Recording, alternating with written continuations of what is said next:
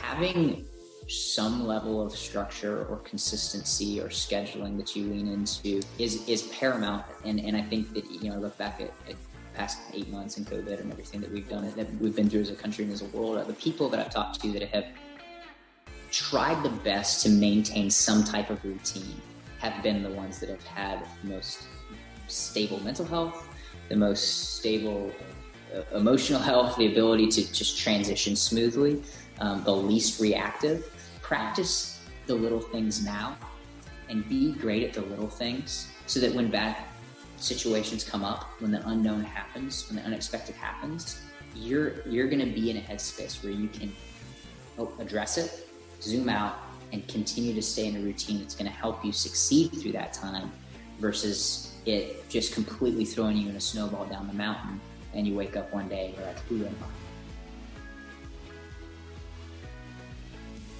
All right, what's up, everybody? Welcome back to Nick Carrier's Best You podcast. I've got a super special episode today with the one and only Jarryd Wallace. And Jarryd, I just want to start by saying thanks so much for spending the time with me today. Of course, Nick, dude. Excited to be here. We're going to have a lot of fun. Yeah, no doubt, dude. I love following you on Instagram and love your positive energy and love watching the little one that we were just talking about, your 11-month-old, and pumped that we got the time to be able to sit down today to introduce you a little bit. You're a 2-time Paralympian, a 3-time world champion, 4-time world record holder, and director of the Affordable Blade Project at Xiborg Inc. And I want to start off by giving everybody a little bit of context into your story. And so back when you were in high school, you were a cross-country runner, a track runner, and you played tennis a little bit. And then your junior year, you started to feel some sort of pain kind of in your lower leg and your shin area. And in the beginning, you thought it was maybe something similar to shin splints or something like that. But then you went and saw a doctor, and you got diagnosed with compartment syndrome, which essentially is when swelling occurs within groupings of muscles, nerves, and blood vessels in a leg or arm, impeding blood flow. And then fast forward kind of 1.5, 2 years, I guess the condition worsens a little bit, and you have a number of different surgeries, and then you had a complication with a surgery leading to the possibility of maybe I need to have an amputation. And so with that being said, I want you to talk about the decision of whether or not to amputate and what that decision was like. Yeah, totally, man. And I think thanks for you did a great job. I need to just record that and memorize that because you did a great summary. It was a nice elevator speech of what happened. Because people are like, tell me your story. And I'm like, how long do you have, really, though? But no, I appreciate the intro. And yeah, so it was kind of interesting. And it was really important that you kind of talk through that timeline because that 18-month journey of a total of 10 surgeries and being in a lot of pain and mental pain, psychological pain, emotional pain, physical pain, as well as just, total loss of identity, going from being an elite athlete to literally sleeping on the bedroom floor of my parents' room. When I got to the point where it was amputation was on the table, I was almost at a place where I was willing to have that conversation. I think if we would have, rewind 18 months and day one, waking up from surgery one, my attitude probably would have been a little bit different. You want to what? But because of that experience, because of that 18 months, because of the hardship during that time I went through, I was able to consider amputation. I wasn't excited about it by any means. When I was flying up to meet with the doctor, that we knew that was going to be the kind of the crux of the conversation, but I was willing to get on the plane. I was willing to sit in the office. I was willing to have the conversation. I was willing to consider the possibilities. And one unique thing happened in that moment at the doctor's office. He was sitting there and we were talking and he said, Jarryd, he said, it seems like you kind of have a good grasp on everything. Obviously your past experience and what we've been talking about today.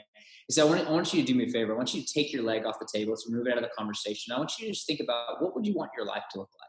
Like just whatever. What do you want your life to look like? And I was like, well, leg off the table. Like obviously I'd love to run again. I'd love to be pain-free. Lord willing one day be able to play, ball in the backyard with my son, I just wanted to be normal. I wanted to have a normal life. And he was just like, man, he's like, that's amazing, but it's not realistic with the leg you have. And in that moment, and I didn't realize it till even a few years later, But during that season of 18 months and during that season of a lot of surgeries and lost identity, I also lost my ability to dream. And I lost the importance of, or the knowledge of the importance of dreams and how what role they play in your life and how you move forward. And I was letting my present circumstances dictate those dreams, right? I was letting my environment that I was in, the pain that I was in, not allow me to kind of look ahead. And in that moment, he removed that hurdle that had been in the way. He removed that roadblock and turned it into an accessible route. And I walked out of that meeting knowing, you know what, he's right. I'm not gonna be able to do those things with my leg. So let's have my leg amputated and move on with my life. Yeah. So I definitely want to get into a lot of the things you just talked about in terms of how you were kind of at the time letting your environment and your circumstance to determine kind of a limit on your dreams, but kind of to go back to this 18-month period that you're talking about, to give everybody a little bit of context. You were, a freshman or going into your freshman year, getting ready to be a scholarship athlete at UGA. Is that kind of the right timeline? Yeah, so I had basically signed with Georgia to run track about a month after the surgery that kind of hadn't gone great. And so we didn't really know ultimately how bad it was. And we didn't know what the outcome ultimately was going to be. I'd been recruited by a bunch of colleges at the time. Georgia was the only one that kind of honored their offer. And so I went ahead and signed with them and go through that semester, finishing my senior year, going through surgeries and realizing, I don't even know if I'm going to be able to run again. And then obviously getting to Georgia my freshman year and realizing pretty quickly that I'm not going to play any role in this team from a competition standpoint.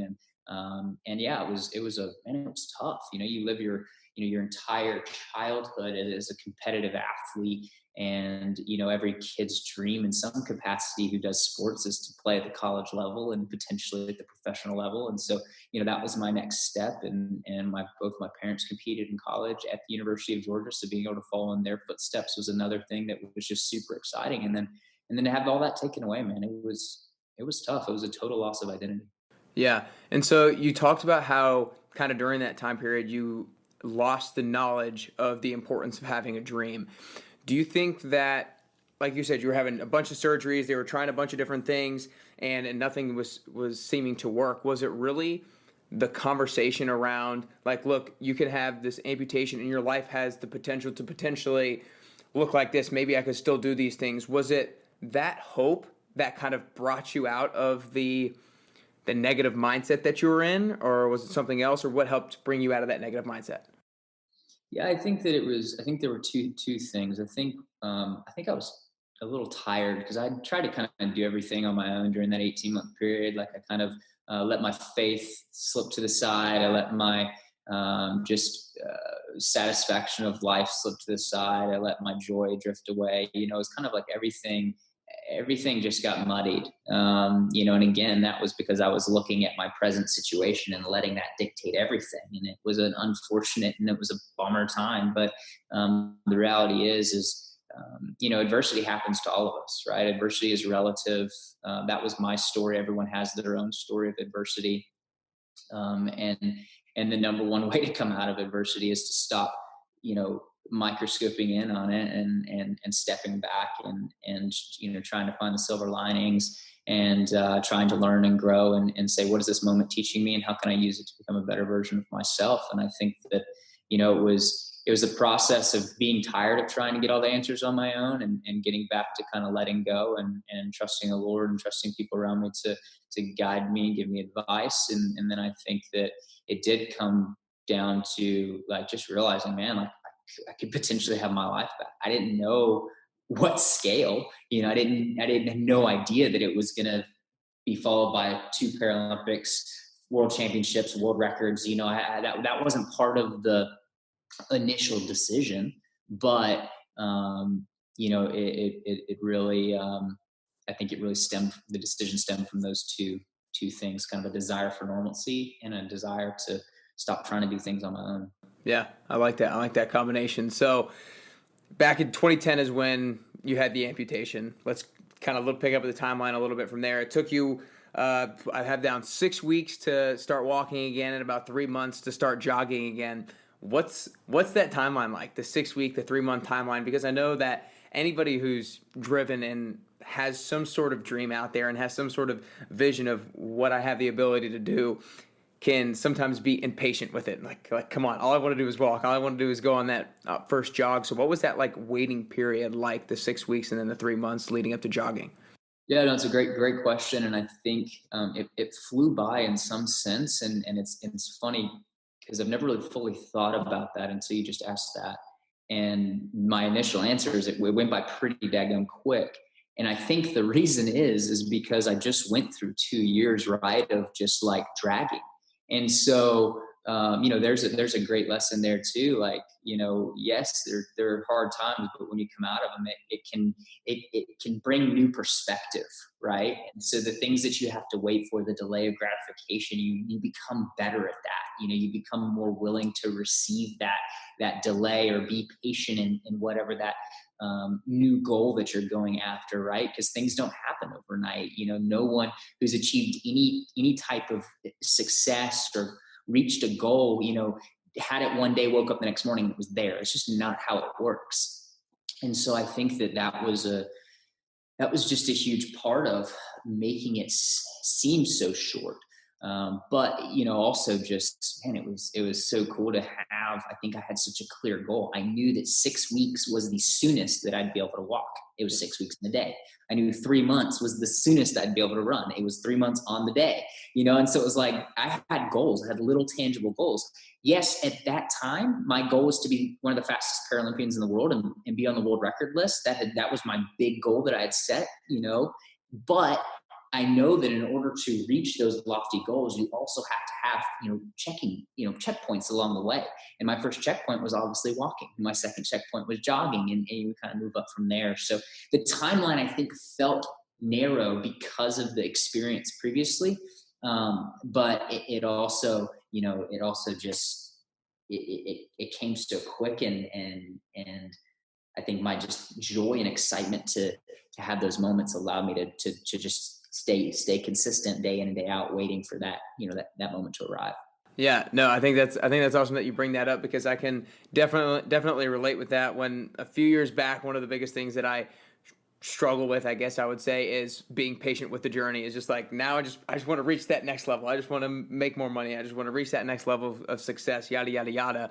But then I realized probably about like a year ago that I was being more patient, and I was like, why am I being more patient? And then I realized that because I was being so much more deliberate of giving myself like, okay, let's have this done by the end of the week. Let's have that done by the end of the next week. And I was having these small checkpoints. And so I kind of realized that I was almost like tricking myself into being patient by just achieving the goal that I want by the end of the week and by the end of the day. And I think that's something that is a huge learning lesson for everybody in order to be more patient. Totally, man. And it's a great point. As an Olympic athlete, we have, a one major event that happens every 4 years. And so we set a goal of where we want to be there, but in order to achieve that, we set that goal and we work backwards all the way to the day that we're writing those goals down. And I think that model, which I know every Olympic athlete does, is a great blueprint for people to practice in their own lives, saying, hey, yeah, I want to be there, but if I spend every day I wake up, every day I'm training focused on the 4 years out, it's going to get exhausting, and I'm not going to have any tangible checkpoints. I'm not going to have any feedback on how I'm doing. And man, it's just going to burn you out. So I think that totally patience is, I guess, drawn in with intentionality towards those small checkpoints. Yeah, I like the way that you said that. It's drawn in through intentionality. I like it. So one of the things that I think is really important for people in order to continue on their route to success, if you will, is redefining what success means for them at a particular season in their life. So to kind of frame it up for you, when you were going to UGA, you were going to be a track athlete, you had these goals in mind, and then everything happened. And so you're like, okay, now I have to redefine what my goal is. I have to redefine what success means for me. You were getting ready to probably go to Tokyo for the Paralympics, and everything happened and you're not able to go. So it's like, okay, now I have to change my goals. I have to redefine what success means. So kind of just on that topic, what would talk about the importance of redefining success in the different seasons of your life, if you will, and how you go about doing that? Yeah, that's a really big question. I think that there's a lot of layers there, and I'll do my best to kind of peel the onion of that question down. Well, and you can talk about it. You can talk about it in the sense of like maybe the couple of examples that I brought up, like how are you redefining success now, having pushed the Olympics back and that sort of thing, if that helps. Totally, yeah. I think that so the first thing that kind of comes to my mind when it comes to just overcoming those obstacles and uncontrollable situations, as maybe we'll call them. There's a difference between what you do and why you do it. I believe, and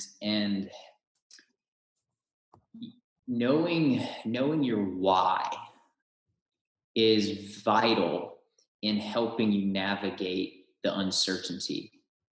And what I mean by that is if you just focus solely on the things that you do.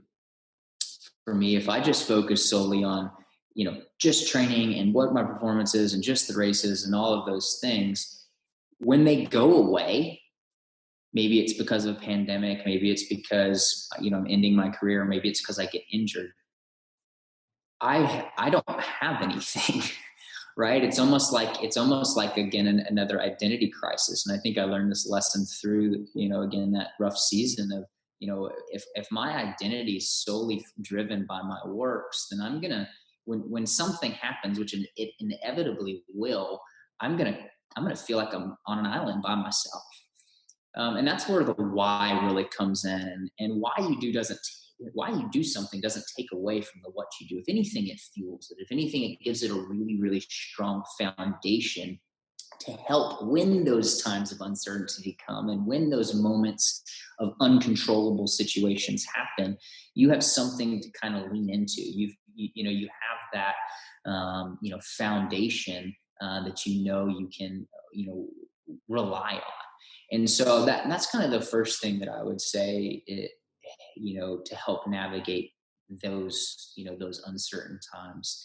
I think the other thing that I've learned, and I've been a professional athlete now for almost 10 years, and it's hard to grind for that long, like the same events and, year in and year out, and staying healthy and trying to kind of train properly and peak properly. And your job's just different. It's amazing, but it's just different. And so I think one of the things that I've learned too is just the importance of not taking yourself too seriously, like the importance of understanding your goals, understanding your value, like pursuing them, having the checklist as we talked about on the journey, but also just being able to be real. It's okay to not be okay. It's okay to feel like I need to take a break from this for a little while. Right. And I feel like there's just this big stigma around that, especially from an elite athlete standpoint. People just have this pressure. They always have to perform. They always have to be on. And it's really hard to be on all the time. And one of the reasons that athletes burn out a lot is because they don't take the time to turn off. And I'm saying athletes specifically because that's my experience and that's my space. But I promise you that translates into the business world. I promise you that translates into any industry. And yeah, maybe you can get a lot out of yourself in 5 or 6 years, but man, you really are setting yourself up to hit rock bottom if you don't manage your time well. And rest well, so that when it's time to turn on, you have the energy and capacity to do so. Gotcha. Yeah, I love those couple things. For sure. Relying on the why to get you through. I think that's super powerful. But I want to kind of get back to the timeline here. So 3 months, you said 3 months on the day was when you kind of went on that jog again, which is awesome. What next? What's the first thing that's like, okay, I want to compete in this. Here's how I'm going to start training. Where does the story pick up from there? Yeah, so my goal setting began, honestly, the day I left the doctor's office, right? So the day I decided I'm going to have my amputation, I was 20 minutes later, I'm on the computer at the hotel, Googling Paralympic track and field, running with blades, and I found the world record list. And I remember calling my parents' room, literally pointing to the screen saying, my name's going to be on this list. I'm going to do this. Not why I'm having my amputation, but we're going to go after this. So, in that short of a period of time, from the doctor showing me that I wasn't dreaming, and I was like, oh, cool. Like, let's go set crazy dreams. So, basically day one, get the running blade, and it's like, okay, now we gotta, start getting a coach and start training and get ready to go after this. And really the first kind of big checkpoint goal was to make the team in 2012 in London at the Paralympic Games. So, it was about 18 months out from that time. And so, it was a pretty quick turnaround, but I was kind of determined in that sense to do that. So, I made the team for the Pan Am Games the year prior to that in 2011. I won the gold medal there in the 100 and ran the fastest time in the world that year. So that was pretty awesome, and that was kind of my first taste of success, and getting to put a uniform back on. I went from wearing my high school uniform to wearing the next uniform I wore was a USA uniform. And the first time wearing it, I, won the gold and got to sing the national anthem. I mean, it was just such a surreal experience. And then obviously was able to make the team in 2012 and have a great Olympic experience for the first time. And that really just kind of catapulted me and gave me a taste for just how to continue to become the best athlete that I can be. And running in front of 80,000 people really got me hyped up. And I was like, man, I want more of this. This is amazing. And 2013, I made the world championship team. And that was where I kind of achieved my first big dream, which was breaking the world record.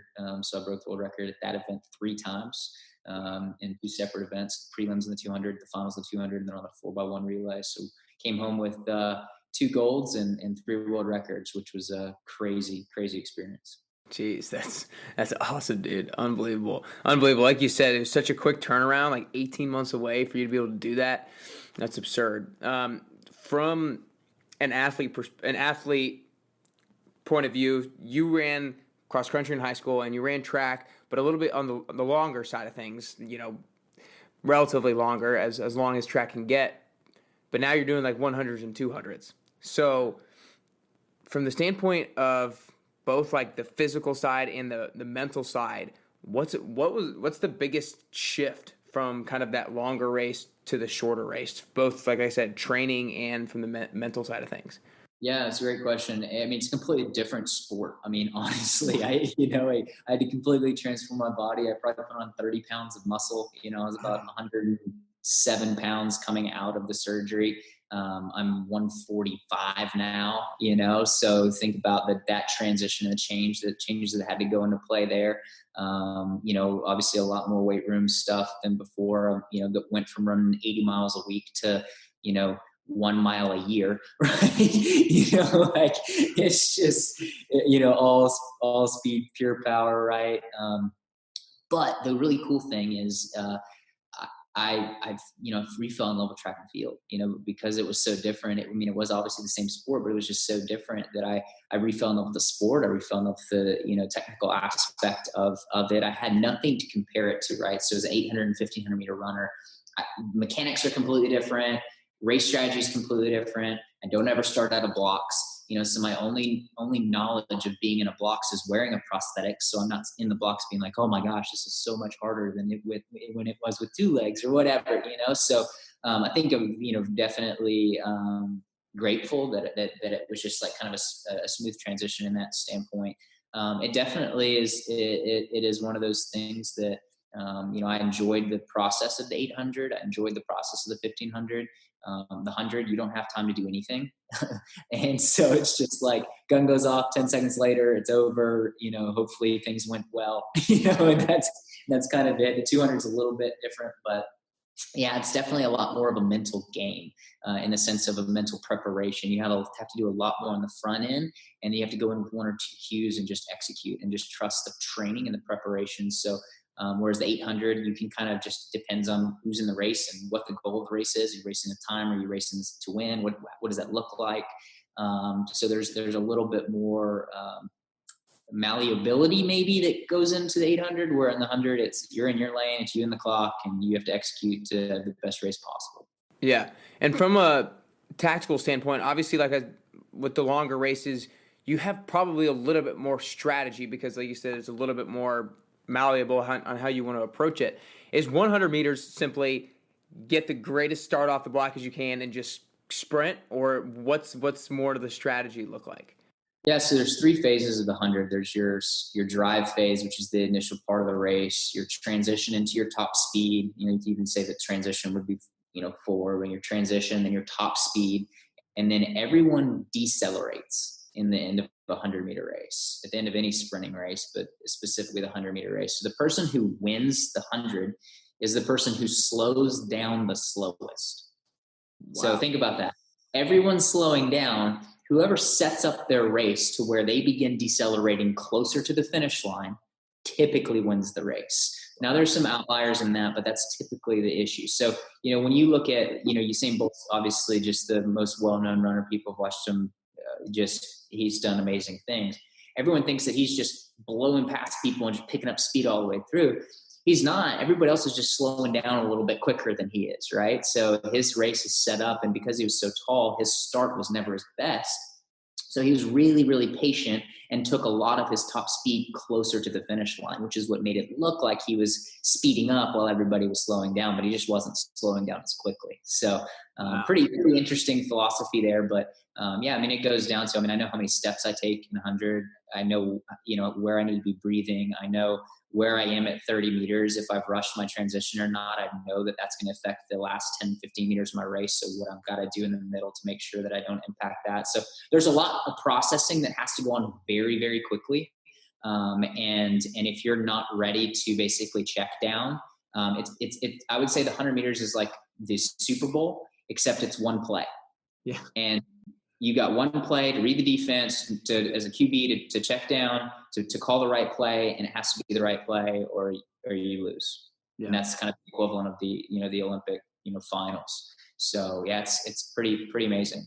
Wow. Yeah, I knew there was obviously more strategy than just like freaking run as fast as you can, but I think that getting all that insight is because everybody has watched a 100-meter race, and probably everybody thinks that it's just a sprint. There's not that much that goes into it, but there's a lot that goes into it. And I think that the decelerating thing is really cool. I never knew that. But I want to give everybody a little bit more insight into kind of your day-to-day.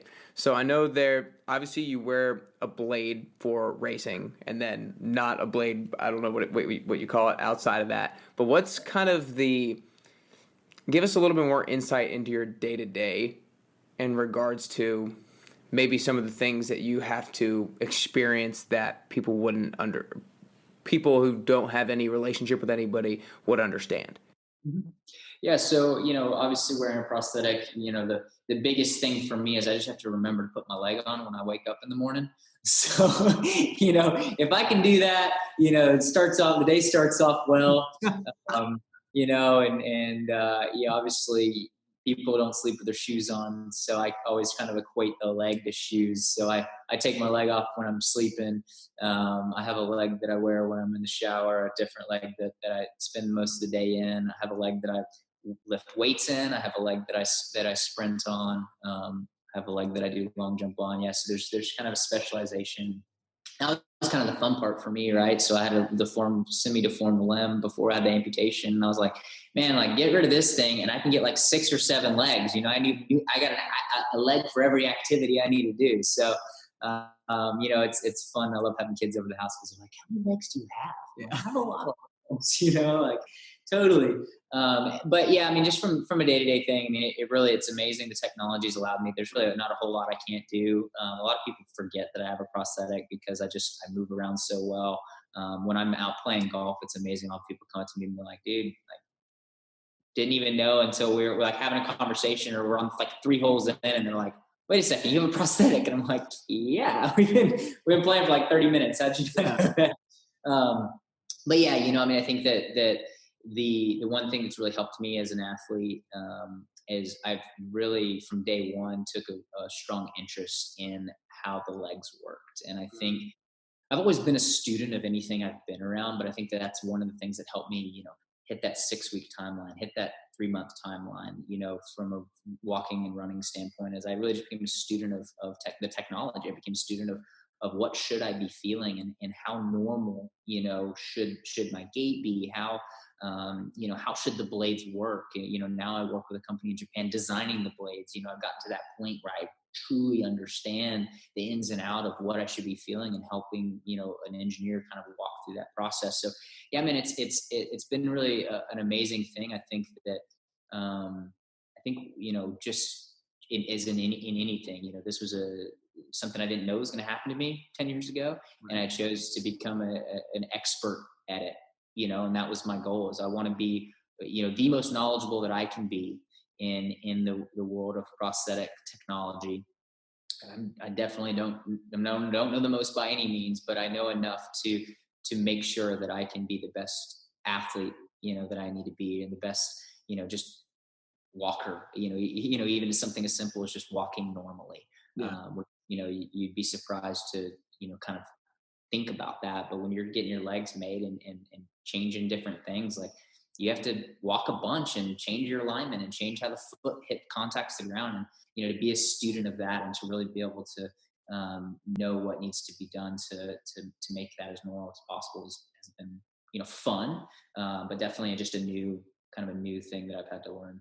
Yeah, no, that's cool. And then I definitely admire the fact that you've become a student of it and you're doing some awesome work. Like I mentioned in the intro, you're the director of the Affordable Blade Project at Xiborg Incorporated. And I read that a lot of blades can cost more than $15,000. And there's obviously a ton of people who are experiencing this sort of thing who don't have the ability to afford that. And so, kind of based off of that, how many people really are dealing with this and aren't able to afford something like this, and tell us a little bit about the work that you're doing with it?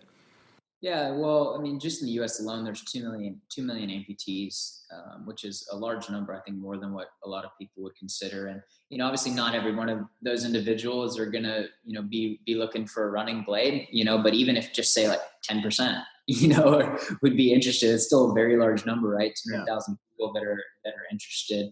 And as you said, they're extremely expensive. So $15,000 for the total.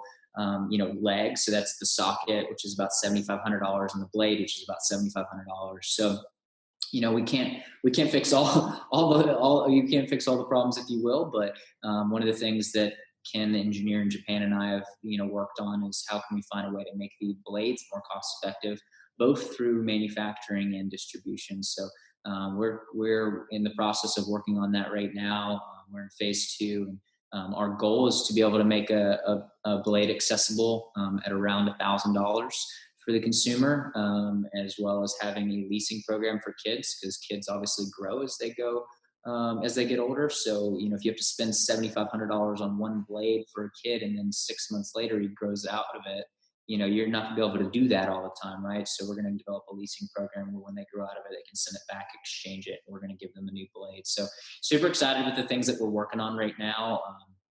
Obviously, from a manufacturing standpoint, we've got to make sure that it's up to the quality that we expect it to be, and that's the main focus that we're doing right now. But we're super excited. We have a launch event next week in Japan for the kids version of this, and so we're really excited to hopefully have this thing rolled out sometime next year, and again be able to give people the opportunity to just enjoy the sometimes most overlooked normal thing that humans get to do, and that's just run and be active, especially for kids. They just want to play, and because they have a prosthetic sometimes doesn't mean it means that they can. And so we want to give them the ability to take the joy of running home with them.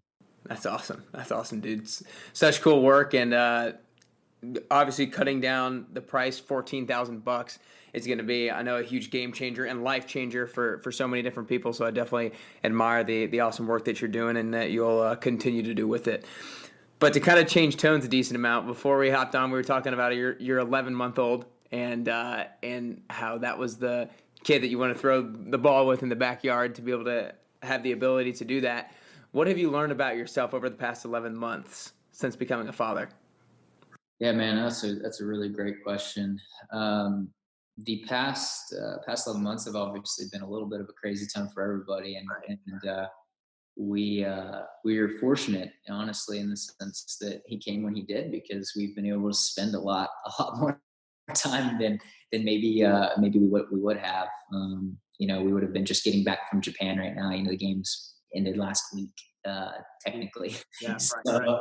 the world kind of looks a little different now than we thought. Obviously when he's coming along, but as far as being a dad, man, it's just the coolest thing. You don't know that there's another level of joy in life until you have a kid, and just getting to learn from him, honestly, and learn the importance of like communication. Obviously he can't speak, but like the nonverbal stuff, and even like knowing, it's crazy, like just know what one cry versus another, or one scream versus another. One's playful, one's like, I hurt myself, right? So just the ability to have like that kind of connection.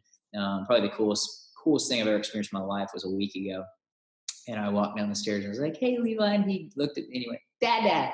I was like, no, like, little dude knows me.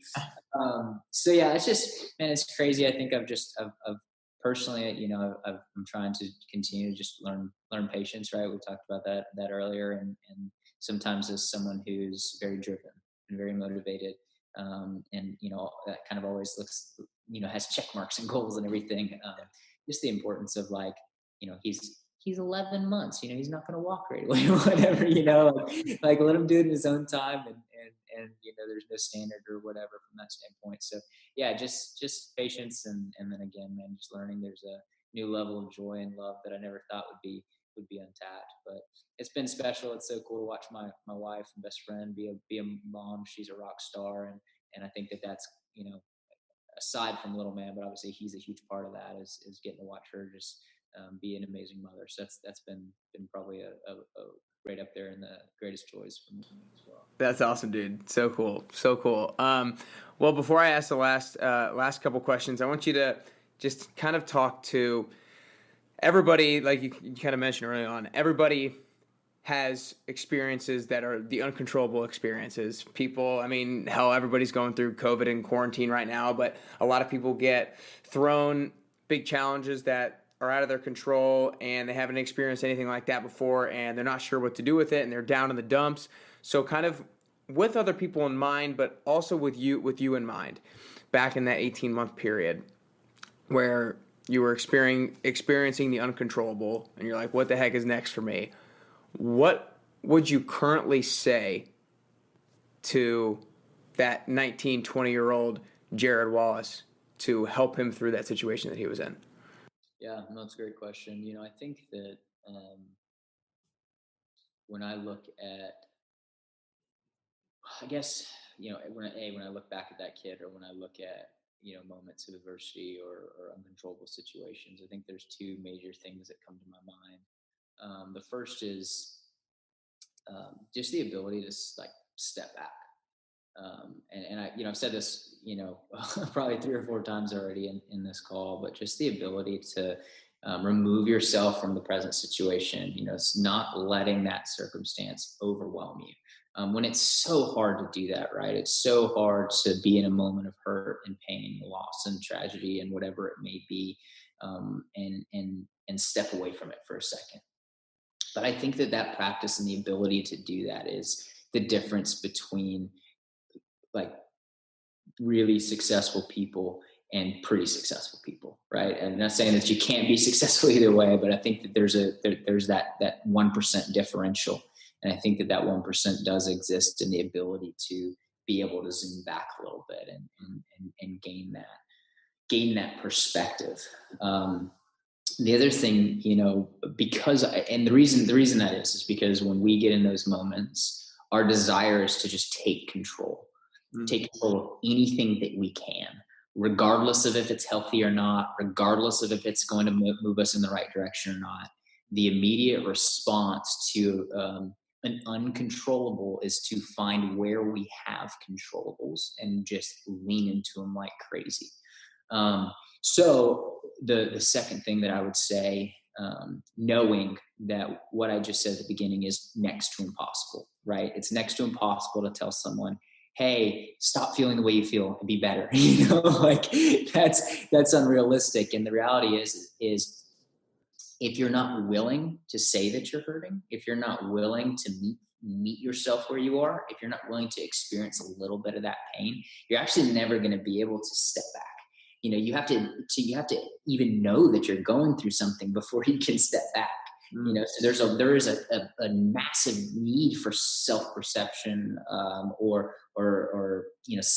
identification of the situation, in order to zoom out. But I think that if we can, at some point, if we can be willing to get to that place where we can zoom out, where we can step back, that's going to be a huge indicator of our ability to move forward. And then the second thing is goes back again, like I was saying, it goes back to just addressing the reality that's going to be really difficult to do. You are going to control some things when that time comes. But the question and the important thing is what are you going to choose to control? Yeah. And where are you going to allow those controllables to take control of you in a sense? And so, having some level of structure or consistency or scheduling that you lean into, is paramount. And I think that, I look back at past 8 months and COVID and everything that we've done, the people that we've been through as a country and as a world, the people that I've talked to that have tried the best to maintain some type of routine have been the ones that have had the most stable mental health, the most stable, emotional health, the ability to just transition smoothly, the least reactive. And so what I mean when I say kind of have some controllables is when those moments of uncertainty happen, knowing that you've got a structure in place that is not going to cause you to be reactive, to cause you to just vice grip on things that aren't very healthy because you didn't prepare. And so it sounds weird to prepare for bad times.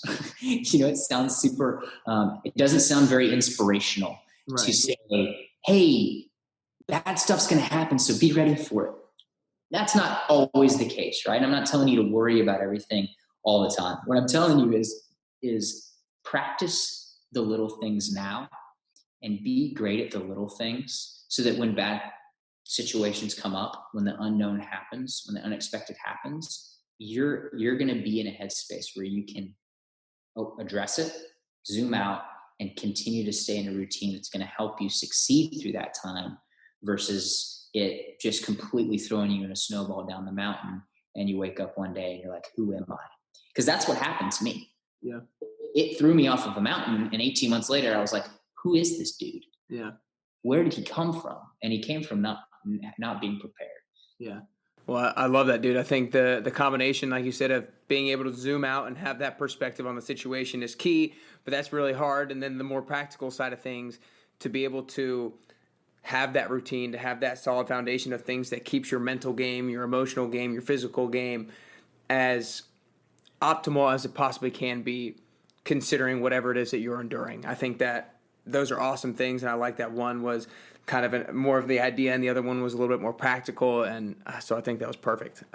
But second to last question, Jarryd, is I think that in order to get closer to the best version of myself, I try to gain more clarity each and every day on what the best version of myself looks like and what that person is capable of, and then every single day I try to reverse engineer that person into reality. And so one of the questions that I found very beneficial for myself, which is what I'm getting ready to propose to you, is what is a skill or a piece of knowledge that the best version of yourself has that you don't currently have?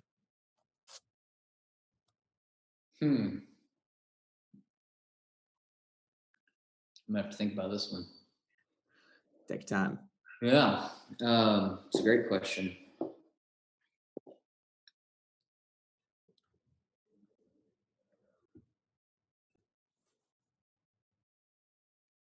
I would say the first word that comes to my mind is like steadiness, and I think what I mean by that is like um,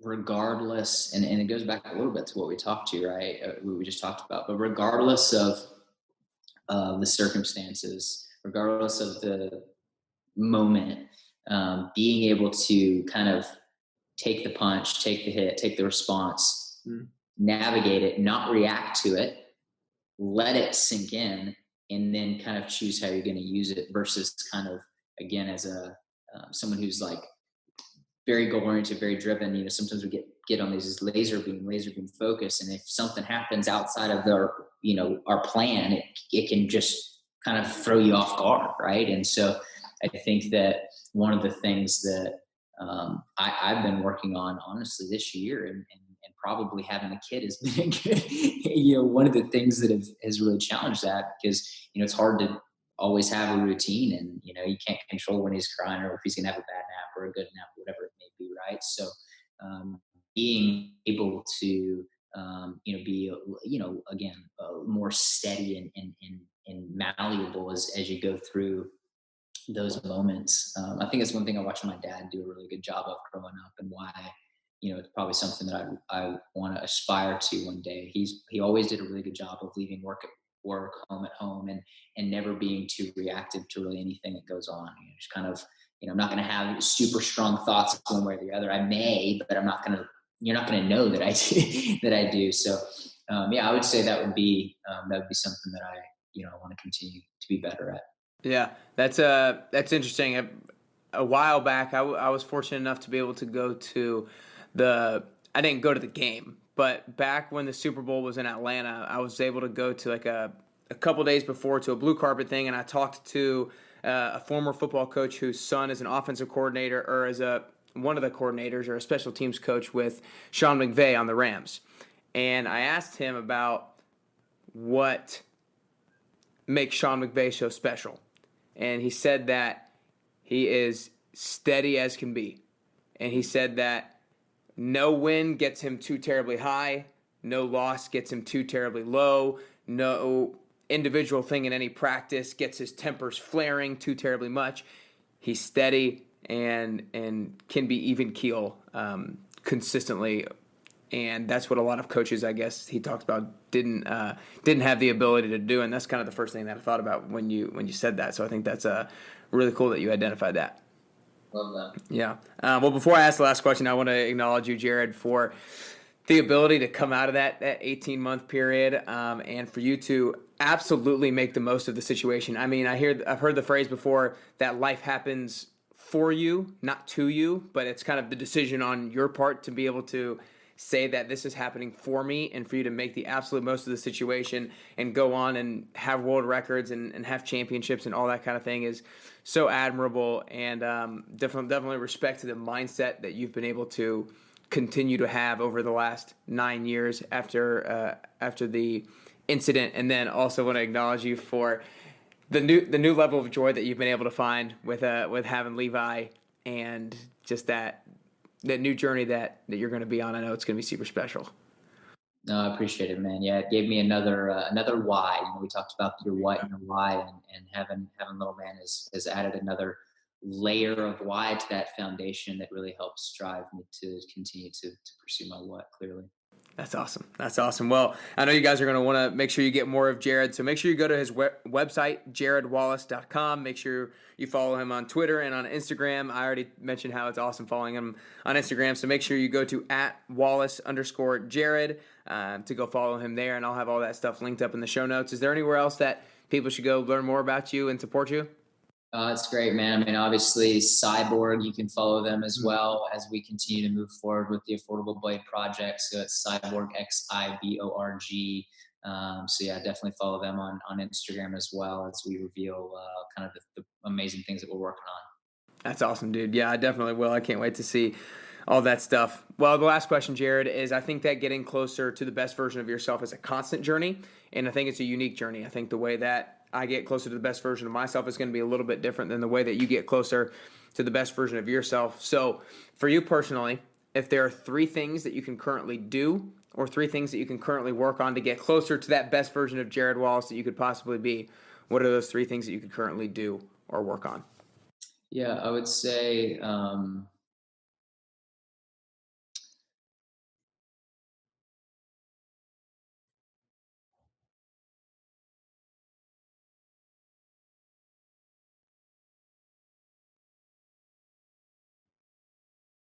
got three words that just come to my mind is pray, patience, and persistence. Um, so pray more, have more patience, and be more persistent. And I think some people may hear that last one and say, why do you need to be more persistent? But I think that persistence in the right place is healthy. Persistence in the wrong place isn't. So having when I'm feeling anxious, praying more, right?